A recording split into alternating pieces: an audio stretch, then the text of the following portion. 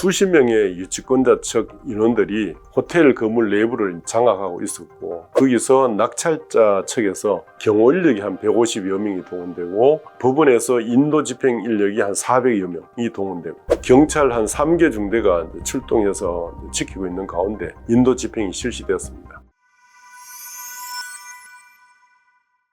안녕하세요. 법무부인 효연 대표 변호사 김재곤입니다.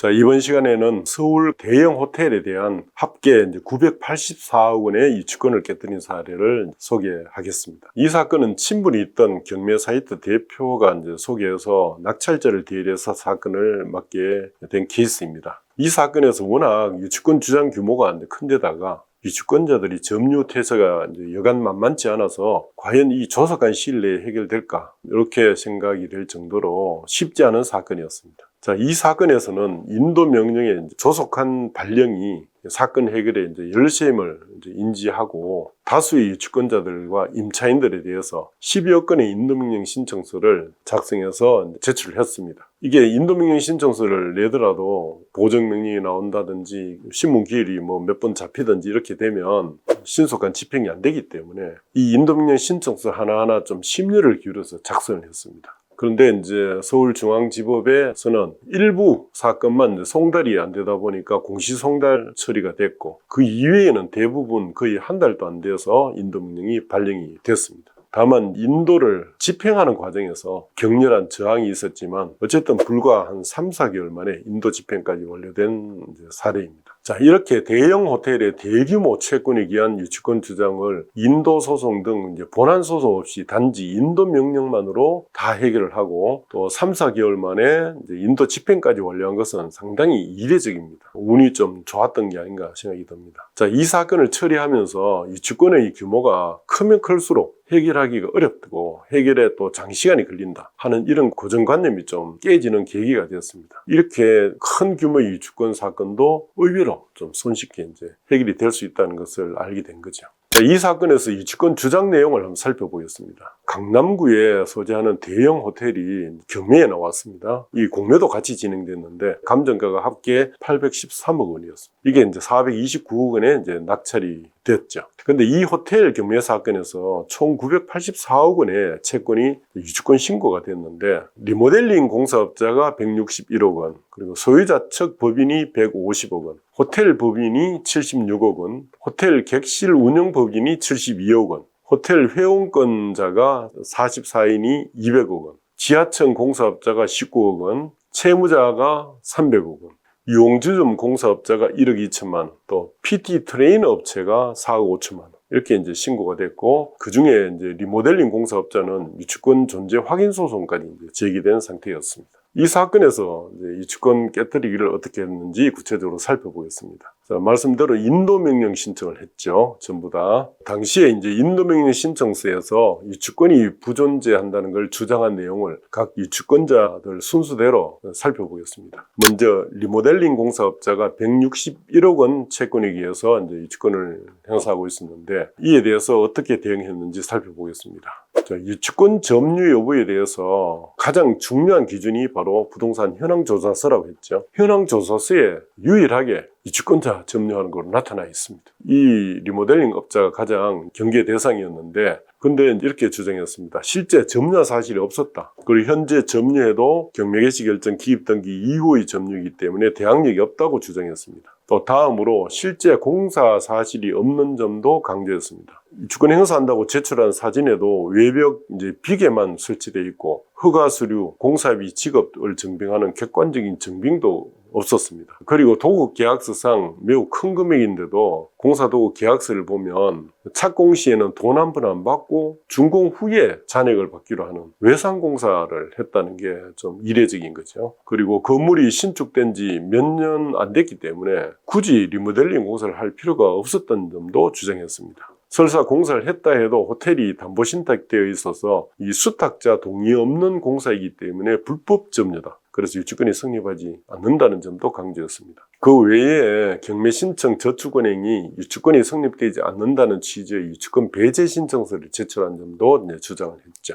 특히 이 사건에서는 이 호텔의 외벽에 비계를 설치를 해놨는데 누가 보더라도 깨끗한 호텔에 리모델링 할 필요가 없는 호텔에 그냥 비계만 설치해놨습니다. 그야말로 공사는 신용만 한 거죠. 그 점이 이제 특별히 좀 강조가 됐습니다. 자, 다음으로 소유자 측 법인이 150억 채권에 의해서 이제 유치권 신고를 했는데 신축 자금이 130억이었고 주차 설비 소유권 및 시설비 채권이 10억, 주차장 운영권이 10억 원, 뭐 이렇게 해서 모두 아무 근거도 없는 억지 주장을 하고 있는 걸 강조했습니다. 특히 이제 소유자 측 법인이잖아요. 자기 물건에 대해서 유치권 주장이기 때문에 유치권이 성립하지 않는다는 점도 주장을 하고 또 공사대금 채권이 존재한다 해도 이미 3년의 단기 시효로 소멸했다 주장을 했고요.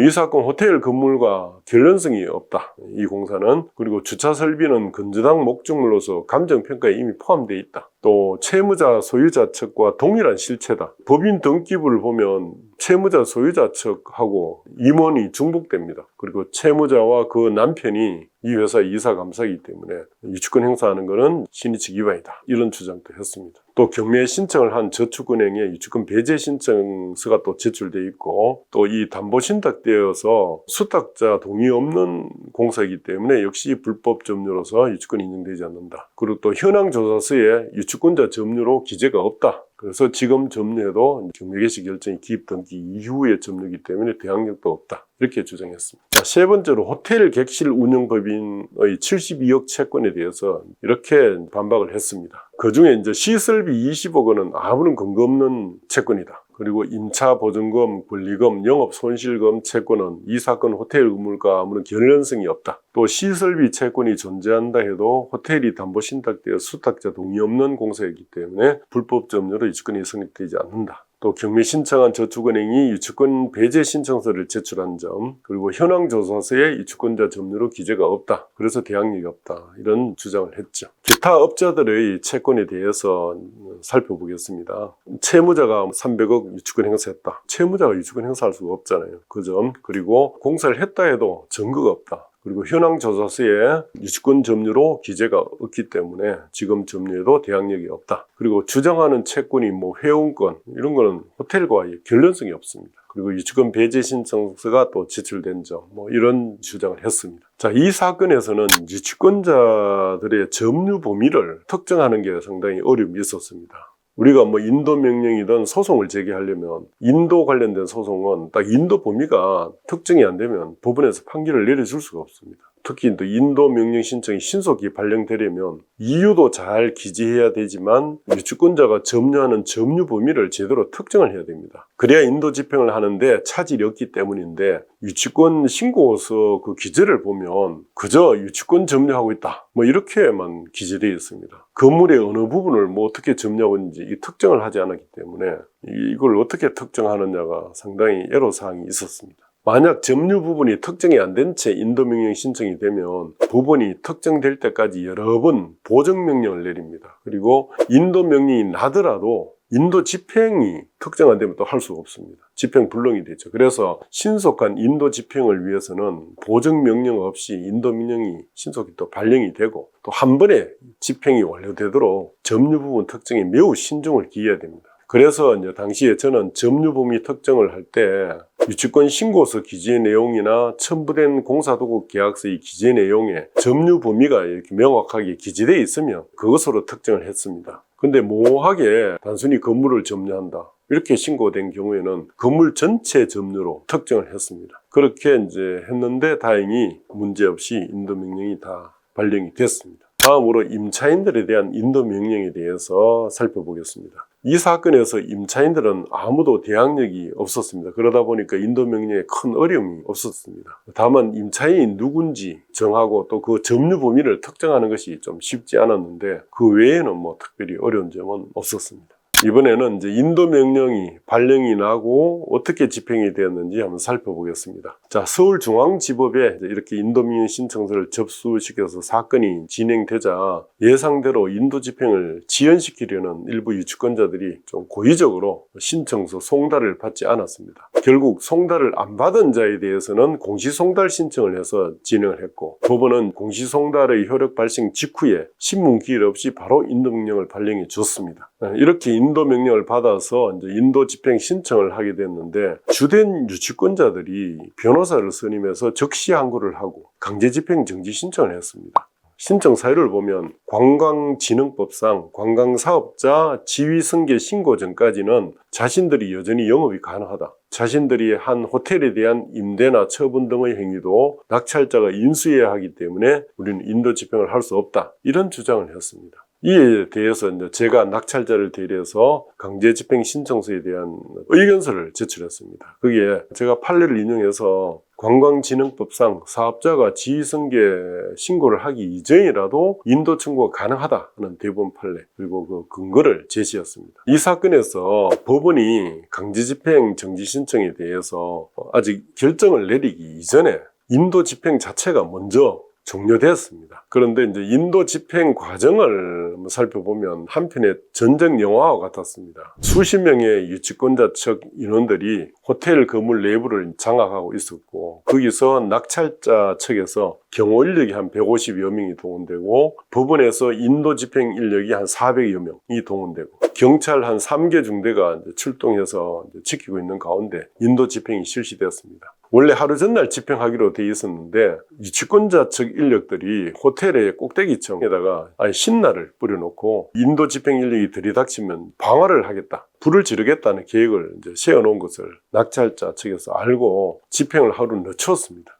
낙찰자 측의 인력들이 이제 건물을 이제 포위한 가운데 하루 사이에 뿌려놓은 신나가 모두 휘발되어 버렸습니다. 그러니까 불을 지를 수도 없는 상황이 됐죠. 결국은 실제 인도 집행을 한 때는 분말 소화기로 저항을 했습니다. 그리고 일부는 방화를 시도한 것도 있긴 있었지만 큰 문제 없이 인도 집행이 이제 완료된 그런 사례입니다.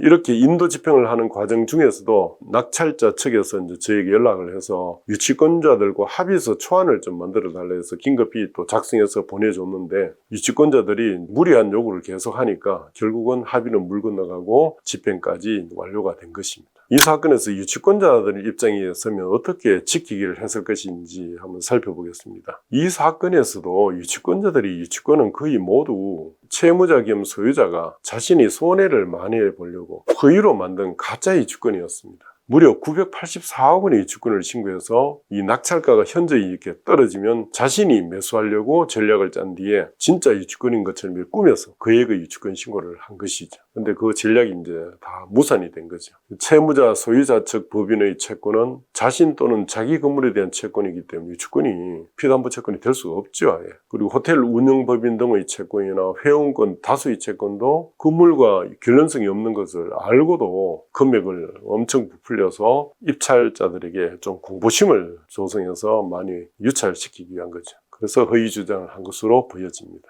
다만 이 유치권이 진짜였다면 먼저 현황조사서에 유치권자도 점유하는 사실이 기재되도록 했어야 합니다. 현황조사 나올 때 현장에서 유치권 행사를 하고 있어야 된다는 얘기죠. 그리고 공사와 관련된 공사비 지출 증빙을 제출하거나 판결을 또 받아두어야 합니다. 그런데 이런 걸 못해서 결국은 인도명령으로 이제 집행까지 된 거죠. 감사합니다.